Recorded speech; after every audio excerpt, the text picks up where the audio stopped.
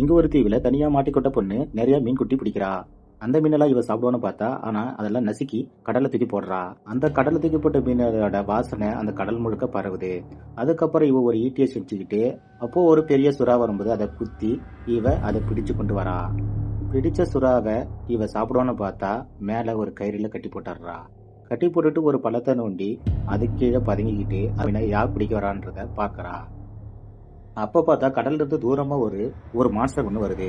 அதை பார்த்து பயந்துக்கிட்டு திரும்பி போய் அந்த பள்ளத்துல பதுங்கிக்கிறா. அப்போ பார்த்தா கொஞ்ச நேரம் கழிச்சு அந்த சுறா மீன் காணும். கூட வந்த பாய் ஃப்ரெண்டு அந்த தீவிலே செத்து போடுறான். செத்து போனதுக்கு அப்புறம் அவனை ஒரு இடத்துல புதைச்சிட்டு நான் தப்பிக்கலாம் அப்படின்னு சொல்லிட்டு கையில வச்சிருந்த ஒரு வெட்டியும் சேஃப்டி ஜாக்கெட்டும் எடுத்துக்கிட்டு ட்ரை பண்றா. ஆனா அந்த சேஃப்டி ஜாக்கெட் டேமேஜ் ஆயிருந்ததால அதை வச்சு தப்பிக்க முடியல. திரும்ப அந்த தீவுக்குள்ளே வந்துடுறா.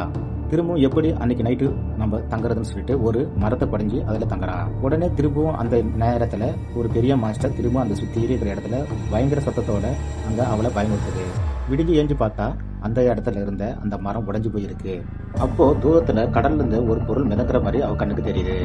ஆனா அதை கிட்ட போய் பார்த்தா அது அவனோட பாய் ஃப்ரெண்டு பதிச்சு வச்ச பாடி தான். அப்போ அவளுக்கு இது எப்படி இங்க வந்ததுன்னு தெரியாம தலை குழம்பி போகுது. திரும்பவும் அந்த பாடியை எடுத்து கொண்டு போய் கைத்துல தொங்க போட்டுறா. அதுக்கப்புறம் அந்த மிருகம் அந்த பாடியை சுறா மீனை சாப்பிட்டது போல சாப்பிட்டுடுது. அப்போதான் அவ புரிஞ்சுக்கிறா, இந்த மிருகத்தால தரையில மட்டும் தான் நடக்க முடியணும்.